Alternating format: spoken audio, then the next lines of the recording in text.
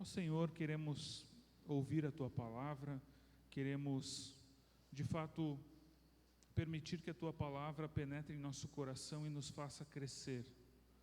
Ó Senhor, que a gente possa compreender os mistérios que Tu revelaste por meio de Jesus, que possamos compreender quem Jesus é e o que Ele veio fazer neste mundo. Ó Pai, que o Teu Espírito Santo encha o nosso coração, encha a nossa vida, e que a Tua palavra, ela transborde em nosso ser, para que a gente não apenas ouça, mas também anuncie aquilo que Tu tens falado ao nosso coração. Abençoe esse momento de pregação, é o que nós pedimos em nome de Jesus. Amém. Se você tem a sua Bíblia e quer abrir, hoje a pregação ela se baseia num único versículo. Versículo de Lucas, capítulo 2, 21. Lucas, capítulo 2, versículo 21.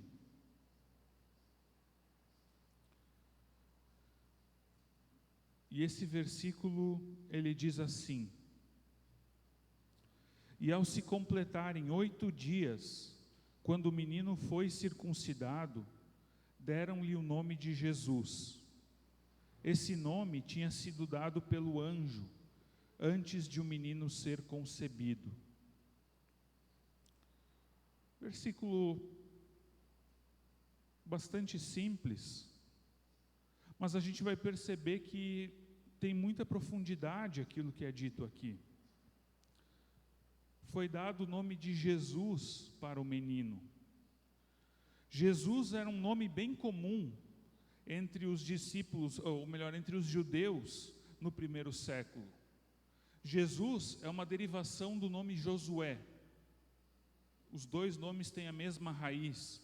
E o significado do nome, tanto Jesus como Josué, é Deus salva, ou Deus é a salvação. Mas talvez o significado do nome estivesse um pouco esquecido, porque tantas pessoas então tinham esse nome. Mas quando esse menino nasceu em Belém, eu creio que o sentido original do nome ele foi recuperado. Porque esse menino, de fato, ele veio trazer a salvação de Deus. Jesus, filho de Maria, essa família da região de Nazaré, esse menino é o filho do Deus Altíssimo. Mas Jesus ele era judeu, então nasceu numa família judia e, portanto, eles fizeram com ele os rituais que seriam normais de um menino judeu recém-nascido. Jesus, ele foi circuncidado ao 8º dia de vida. E então lhe deram o nome de Jesus. Mas o interessante é que o nome não foi escolhido por seus pais. O nome foi dado por um anjo, antecipadamente, inclusive antes de Maria conceber, diz aqui o texto bíblico. Esse nome não estava vinculado à circuncisão de Jesus. Foi um nome que Deus escolheu. Deus deu esse nome para o menino. Porque, de fato, esse nome faz todo sentido para a missão que aquele menino tinha. A circuncisão, ela é uma marca na carne. Ela é um sinal da aliança que Deus fez com o seu povo. A circuncisão, ela é prevista na lei de Moisés. Mas se a gente parar para pensar, não faz o menor sentido o Filho de Deus ser circuncidado. Não faz sentido. Cristo não precisava ser circuncidado. Porque Ele é o Filho de Deus. Por que Ele vai precisar carregar uma marca de que Ele pertence ao povo de Deus? Ele já é o Filho de Deus.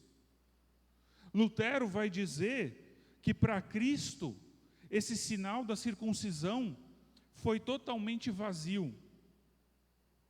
Porque Jesus Cristo era livre de todos os aspectos da lei e do pecado. Jesus não precisava ser circuncidado.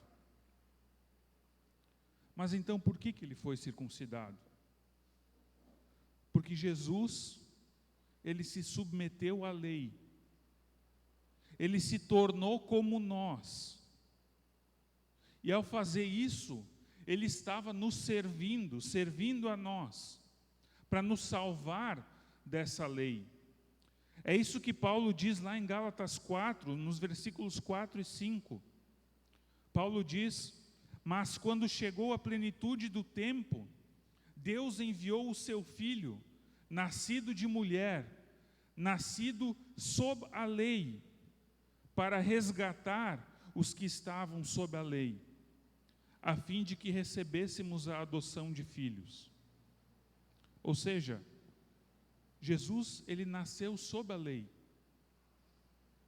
O Filho do Deus eterno nasceu sob a lei, debaixo da lei, e foi circuncidado no 8º dia.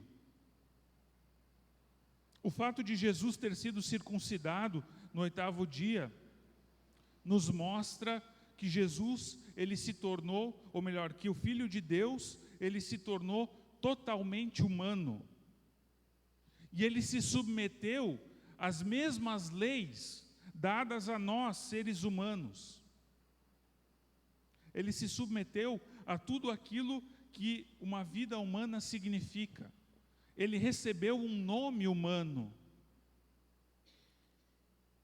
Mas daí a gente precisa pensar: será que Deus pode se tornar um ser humano? Porque pensa, Deus é um conceito extremamente grande, um conceito de um ser cheio de poder e grande glória. E nós, seres humanos, somos seres frágeis, fracos, que não sobrevivem por muito tempo e que qualquer coisa pode tirar a nossa vida. Será que Deus pode se tornar humano? Essa pergunta, na verdade, ela deriva da imagem que nós temos de Deus, da forma como nós vemos Deus. A Bíblia deixa bem claro que o nosso Deus é um Deus invisível e que nós não podemos fazer imagem de Deus. Porque se nós fazemos imagem de Deus, nós caímos em idolatria. Muitas pessoas, inclusive, se afastam de Deus porque fazem imagem dele e, eventualmente, acabam se decepcionando com o Deus que elas criaram pela própria imaginação. Eu imagino que Deus é de um jeito limitado pelo meu próprio conceito, pelo meu próprio entendimento. E daí, porque Deus ele é limitado dessa forma, eu me decepciono com Ele e eu me afasto de Deus. Por isso a Bíblia diz para não fazer imagem de Deus. Mas nós, seres humanos, inevitavelmente acabamos associando Deus com figuras que nós conhecemos. É uma tentativa nossa de tentar compreender a Deus. A própria Bíblia, ela vai usar algumas figuras para se referir a Deus, para explicar os atributos de Deus. Por exemplo, Deus ele é comparado com um rei, com um senhor, com um pastor de ovelhas e tantas outras figuras, Senhor dos exércitos, figuras que retratam características de Deus, para a gente poder entender. Tantas vezes a gente ouve falar que no tempo de Lutero, Deus era visto como um juiz, que estava ali para castigar as pessoas, e era preciso então ter medo de Deus. E por isso Lutero ele vivia atormentado, ele tinha medo de ir para o inferno por causa dos seus pecados. Até então que ele descobre que Deus é um Deus gracioso e que justifica pela fé. E a partir disso, ele consegue então abandonar aquela falsa ideia de Deus como alguém que está ali para condenar. E por isso que a pergunta é importante: qual é a imagem que você tem de Deus? Qual a imagem? Como você imagina Deus? Talvez, eu vou dar alguns exemplos aqui, e talvez isso não seja consciente, mas talvez inconscientemente você tenha alguma dessas imagens de Deus. Talvez Deus para você seja como um gênio da lâmpada, que você chama Ele, você invoca Ele, e Ele te concede pedidos, te concede desejos. Você pede e Ele então tem que cumprir aquilo que você pediu. Ou talvez, um pouco diferente, Deus seja para você como um Papai Noel, que se você se comportar, se você for uma pessoa boa, Ele vai te trazer um presente no Natal. Ele vai te dar alguma coisa boa em troca. Talvez você veja Deus como um bombeiro. Qual é a função do bombeiro? O bombeiro, ele apaga incêndio. Então, quando você está com problemas, quando as coisas estão ruins na sua vida, quando está pegando fogo, você chama a Deus para vir apagar um incêndio. Mas depois que o incêndio passa, está tudo bem, você não precisa mais de Deus, então. Ou talvez a imagem que você tem de Deus seja de alguém que está distante, alguém que está longe, que não aparece, que não se importa com você, e você também não se importa com Ele.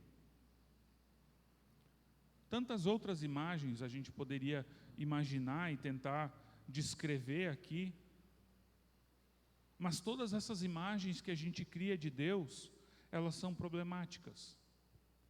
Todas as imagens que a gente cria de Deus, elas têm grandes falhas, porque elas limitam Deus como alguém que cuida apenas de um aspecto, apenas de uma área da vida, de um tipo de situação, e não enxergam Deus no seu todo, no seu agir.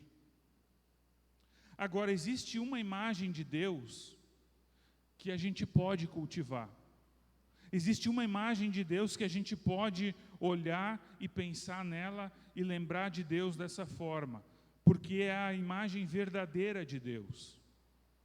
E essa imagem verdadeira de Deus, essa revelação verdadeira de Deus, é aquilo que aquele presépio representa. É o menino nascido em Belém. Quando a gente quer pensar como Deus é, de verdade, a gente precisa olhar para Jesus.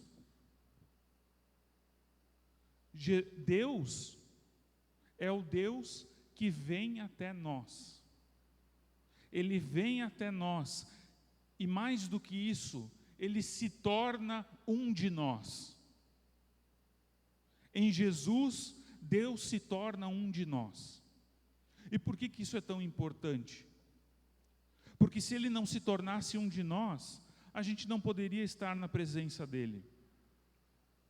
A gente não poderia ter visto Jesus. A gente não teria compreendido Jesus. Jesus, Ele entrou na nossa realidade, falou a língua humana. Jesus falava aramaico, uma língua humana. As pessoas podiam entender o que Ele falava. Escreveram o que Ele falou. Ele foi compreendido, foi visto, e mais do que isso, Ele assumiu a nossa condição, Ele assumiu a nossa fraqueza, Ele assumiu os nossos dramas, os dramas pelos quais um ser humano passa, e assim Ele pode entender o que significa ser um ser humano. Ele viveu como um de nós. Essa é a imagem de Deus que nós devemos ter. O Deus que se torna humano. O Deus que foi circuncidado no 8º dia.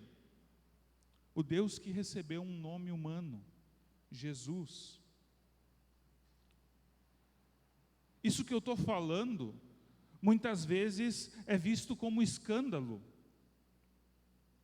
Porque se a gente olha para o restante do capítulo 2 de Lucas, que a gente estudou no Natal, e agora o versículo 21, a gente vê uma situação de fraqueza, de extrema humildade, algo tão comum, algo tão simples, algo banal.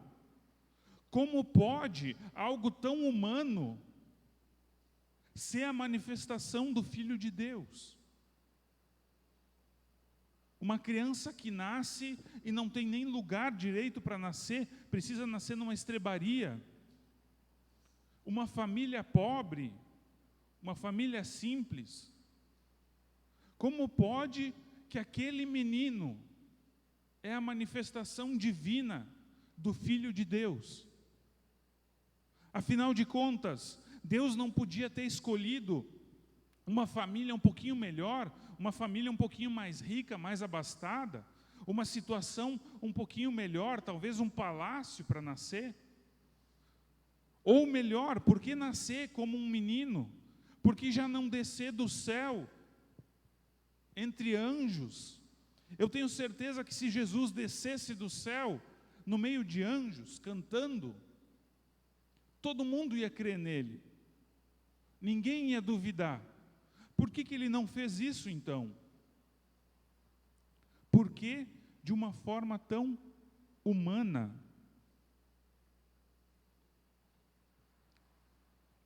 Tão pobre, tão banal? Por que Deus escolhe essa forma para se revelar à humanidade? A verdade é que foi uma escolha, tudo isso foi uma escolha de Deus. Deus quis exatamente quebrar os padrões de poder e de riqueza que nós vivemos nesse mundo. Ele escolheu a humildade, Ele escolheu a fraqueza para nos mostrar que não são essas coisas que nós devemos perseguir.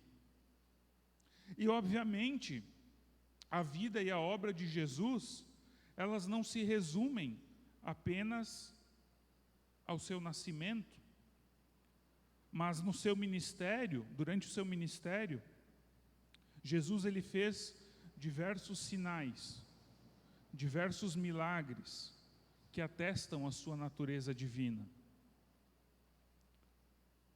Jesus ele veio em pobreza, se submeteu à lei, se submeteu à circuncisão, para que nós fôssemos libertos da lei.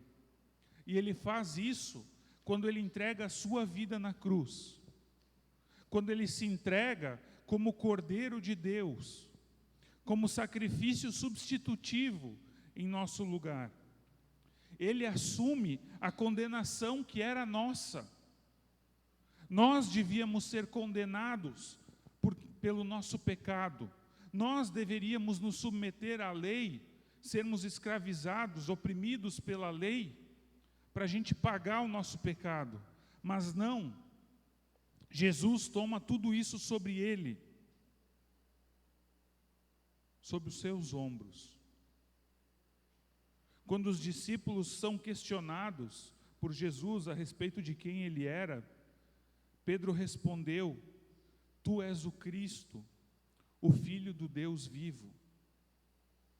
Esse Jesus, esse menino que nasceu em Belém, esse Jesus de Nazaré, que foi circuncidado ao 8º dia, Ele é o Cristo de Deus.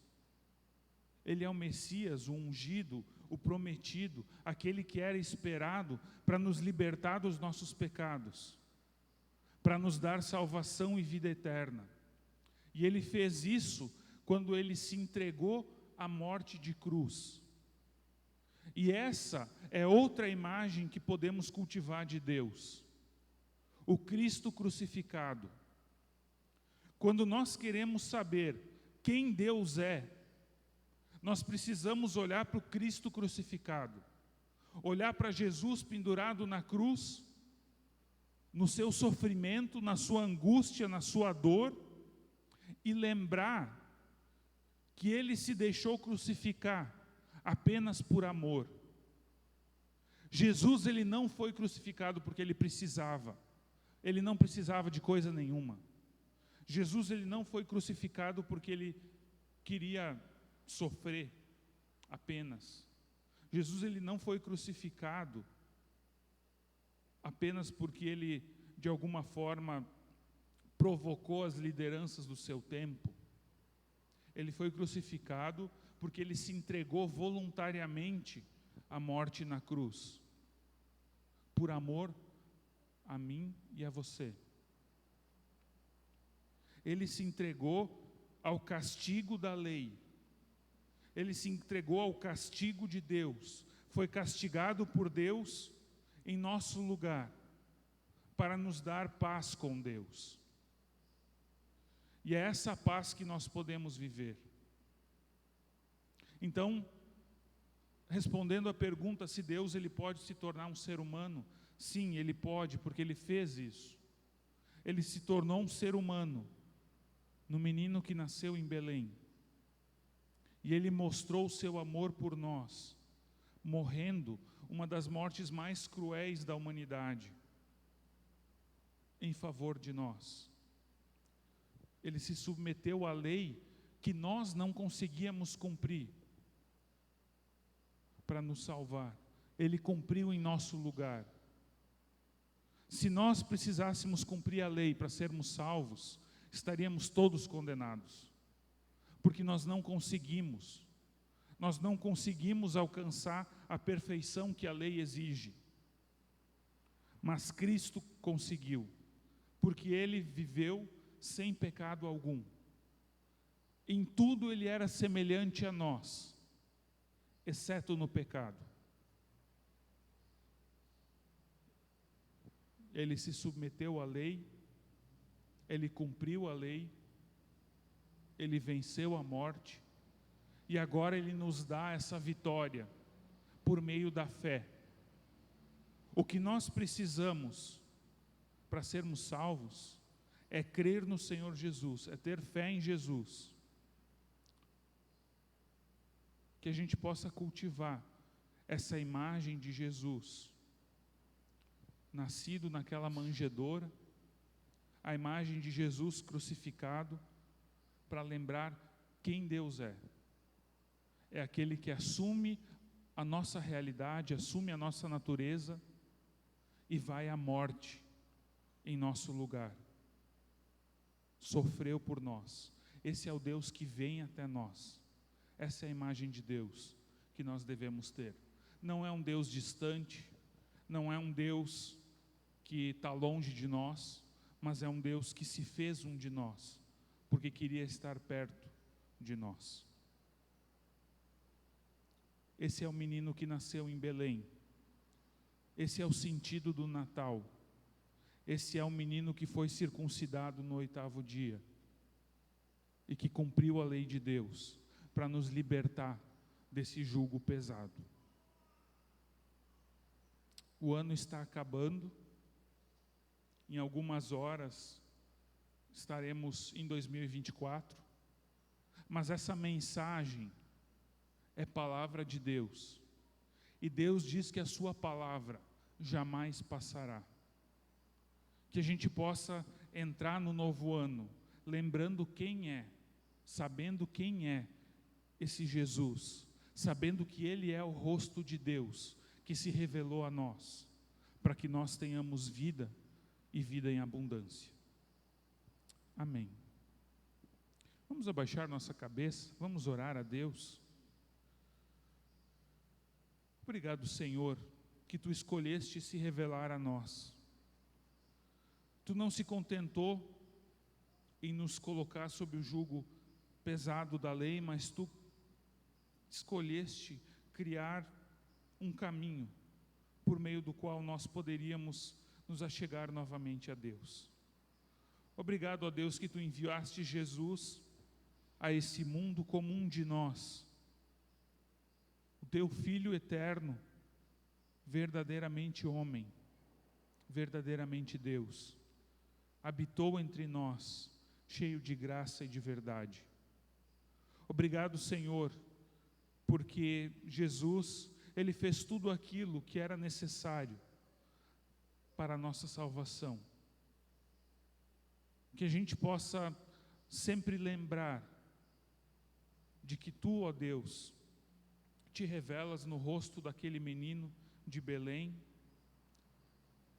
te revelas no rosto do crucificado, e assim nós podemos conhecer a Ti e entender um pouco mais o Teu amor por nós.